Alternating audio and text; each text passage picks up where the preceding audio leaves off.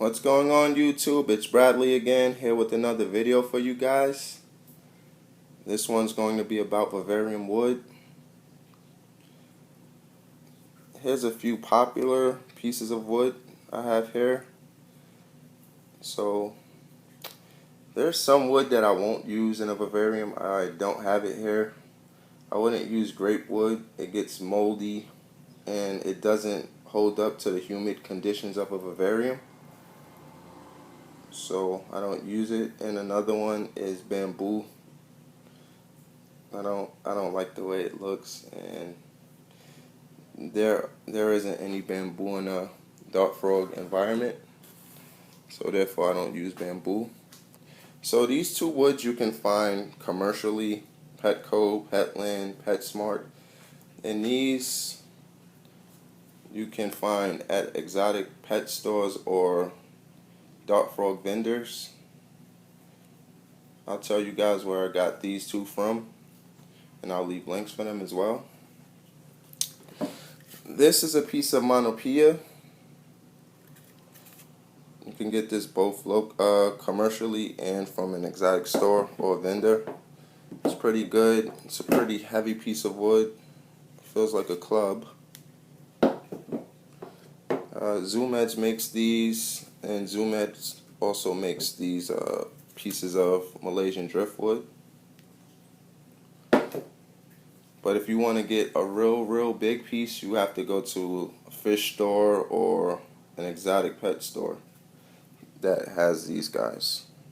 This can also be very heavy, holds up pretty well. And here's ghostwood. I'm really looking forward to using this. From what I hear and see, that this stuff grows moss, and I'm a huge fan of moss. I got this from Fauna NYC. That's an exotic pet store in New York City, the only exotic pet store in New York City. They sell everything that you need: frogs, birds, fish, reptiles, just about everything. You can get feeders from them as well. And I picked this up from Jeremy Huff. He's pretty big in the hobby. He sells frogs, he sells bugs, well known for his isopods and springtails and other bugs. So this actually comes from like a swamp, from what I've seen. Well, some pieces you can find these in a swamp or a forest. And let me go over collecting wood locally. You want to make sure you sterilize the wood.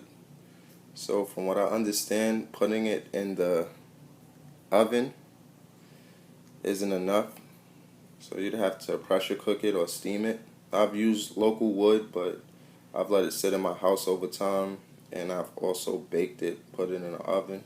I haven't had any problems, but don't listen to me. Maybe I got lucky. I'm not sure, but if I build a vivarium and I get wood from outside, I'm not putting it directly into my vivarium. You want to make sure there aren't any pesticides or bugs that might be harmful to your frogs. So you can use a lot of wood to put your epiphytes, your bromeliads, your orchids, that type of stuff onto the wood or into the wood. Like, see these little holes? You can put your bromeliads in there, the stalin. Or you could drill little holes. And wood's good for the background. Gives your vivarium a lot of accent, gives it a more naturalistic look to it. So that's why we use wood, and your frogs could also climb on the wood. And that's it for wood.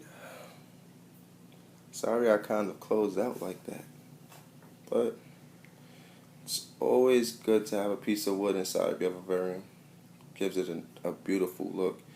And there's also cork, but that's kind of manufactured, so that's why I didn't put it in this video. But until the next video, like, subscribe, comment, don't dislike, and enjoy your frogs.